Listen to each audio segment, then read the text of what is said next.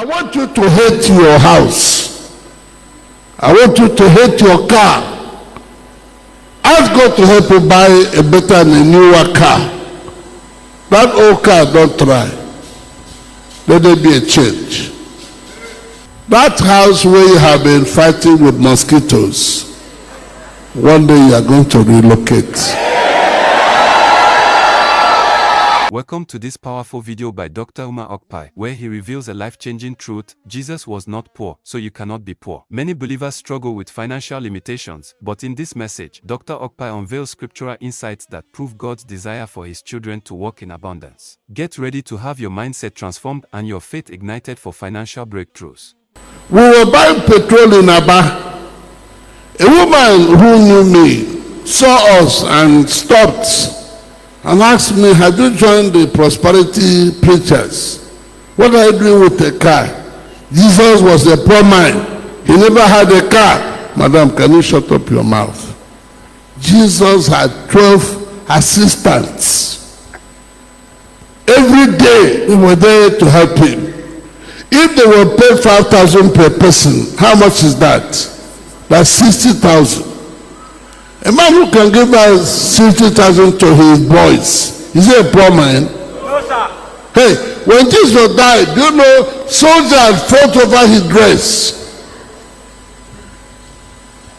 I can't see any Nigerian soldier fighting over the dress of a preacher. Because already they have concluded preachers are hopelessly and wretchedly, stupidly poor. But Jesus must have been wearing a type of dress that was not common. And right where you are sitting this night, I'm going to ask God to compel you to throw away all your old dresses. I don't like the way our members dress. I want you to dress like a happy person and dress well. You can even borrow from me. When I was a small struggling boy, I used to go to a bar and use 200 naira to buy a wake up, no, a slip on. And people would say, "He bought it in America." Well, which America? I bought it. I used to befriend the cleaners, so they would iron my wake up dress. But that was not the way out. The way out is to ask God to bless you with surplus supplies of money. Have you heard that grammar before? Surplus what? No, stand up. Bless one person by saying to him or her, "God will bless you with surplus supplies of money."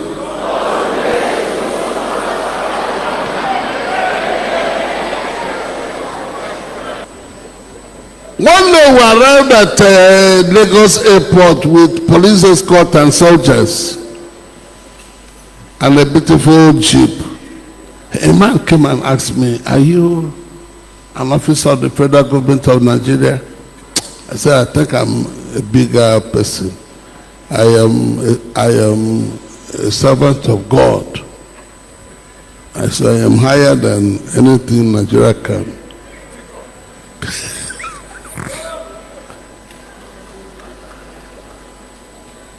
We drove into Hotel Presidential at Port Harcourt.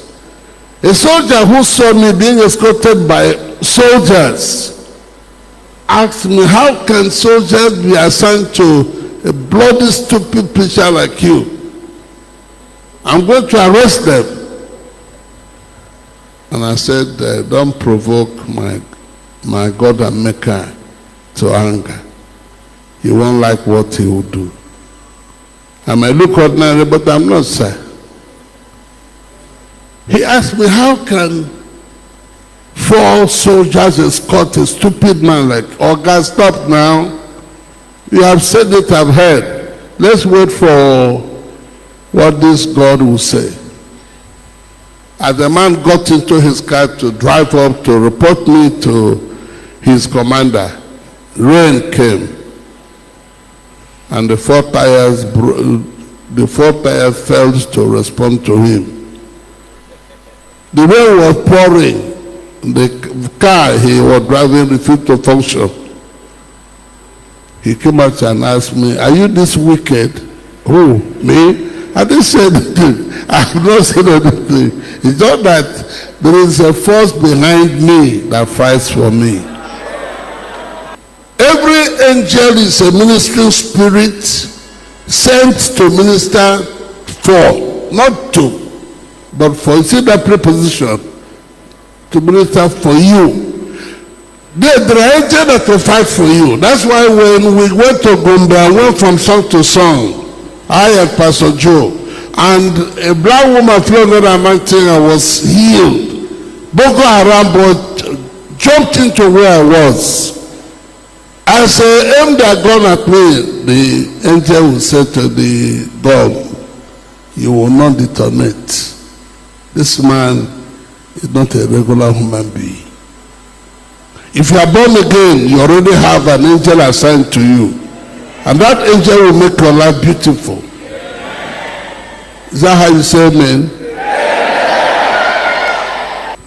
Right where you are this night, Jesus asked the blind man, "What can I do for you?"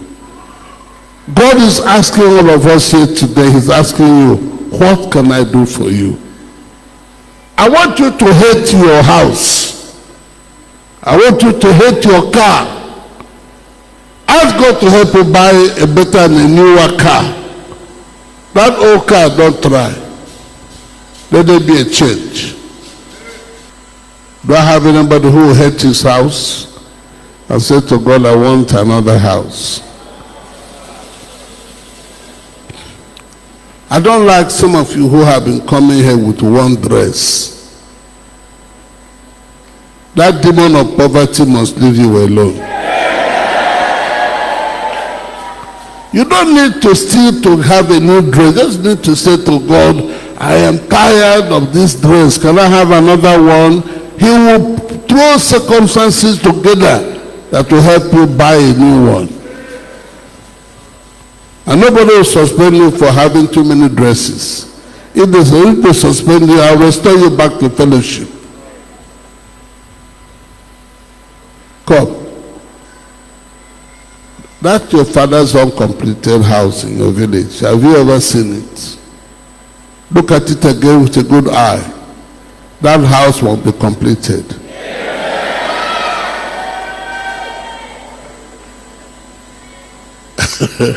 Some while ago drama yesterday, two of my cousins were telling me that they're set for a job.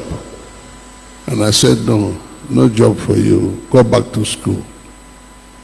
I'll give you money to travel to where you can get an admission to do your PhD program. I don't know why they were flabbergasted. They looked surprised. I was amused because that's what I owed them. Because heaven, that's what heaven also owes me. Can we go back to the book of Mark chapter 10 verse 51 and take verse 52? What does it say? When Jesus asked that question, what happened, sir?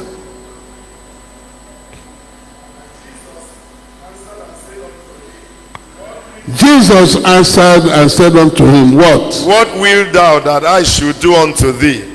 The blind man said unto him, Lord, that I may receive my sight. And did Jesus honor that prayer request?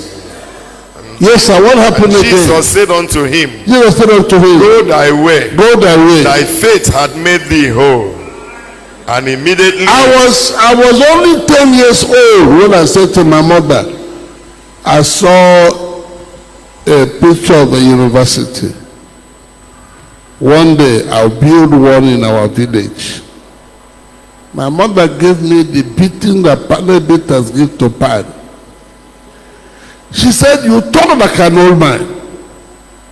What do you know about universities? How do you build it? Where will you get the money? I didn't answer that question that time because my knowledge was not enough to answer that question. But if it were now, I would have said to her, God will provide. How many of you know that this God can provide whatever you need to actualize your dream? Raise it very well. Come. All those who go about saying, I am from a family of wrong foundation, that is nonsensical piece of ridiculous. Now, what is foundation? That's arrant nonsense. It's not biblical. Can we see the book of John chapter what? Chapter 9. Let's see verse 1, 2, 3. And Jesus passed by and saw a man which was blind from his birth. A man who was born blind from his birth. And his disciple asked him, saying, the disciples asked him, saying, Master, who did sin? This man, or his parents, that he was born blind? Jesus answered, Neither had this man sinned, or his parents, but that the works of God should be made the power of God will be demonstrated in him. Hey, hear me. Every stone the enemy shall throw at you can become your own stepping stone to greatness. When they arrested Ojukwu and locked him up in Lagos, you know what he did? He ordered for his library to be moved to Lagos. And he began to read all the books he brought down and improved himself. That is, they had wanted to humiliate him, but they turned that humiliation into a time to read, a time to improve himself, a time to become a wonderful man. For every stone the enemy shall throw at you beginning today, it shall become your own stepping stone to greatness. I want you to stand up and say to two persons, I shall be somebody in this life.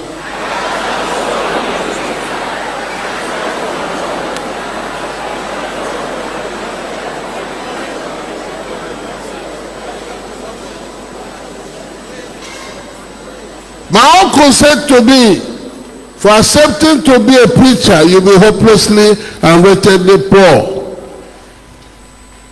And I went to preach in University of Nigeria in Soka, 1971.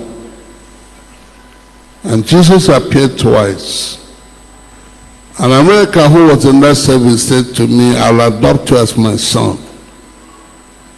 So small boy became a big man.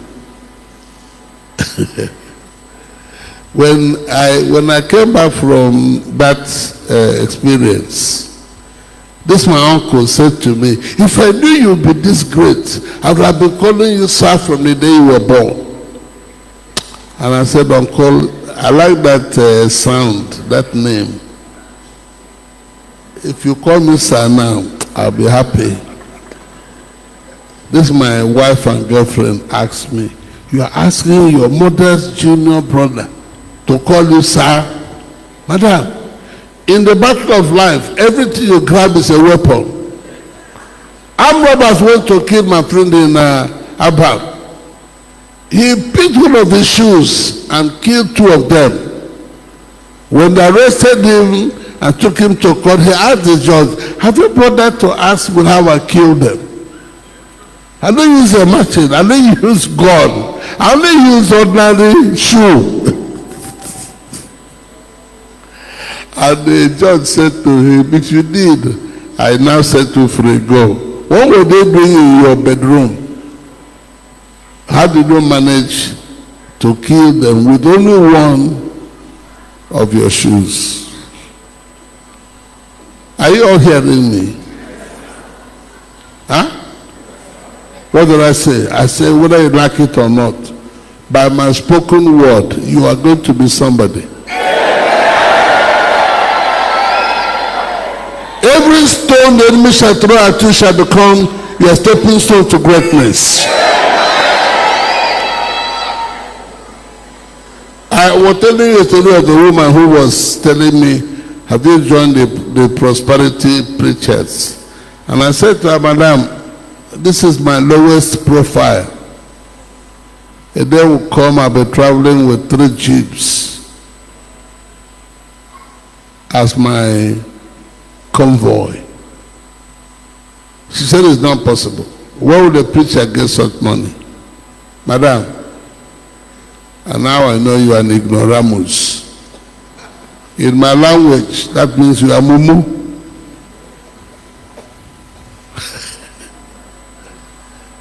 I wish you could see me today and find that I now would travel with 3 chiefs. That's the best way to intimidate and frighten all armed robbers. We're going to Nsoka.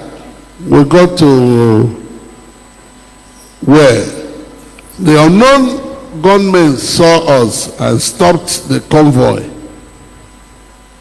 And I told them my name. One of them asked, "Are you the preacher?" I said, "Yes." "You?" I said, "Me."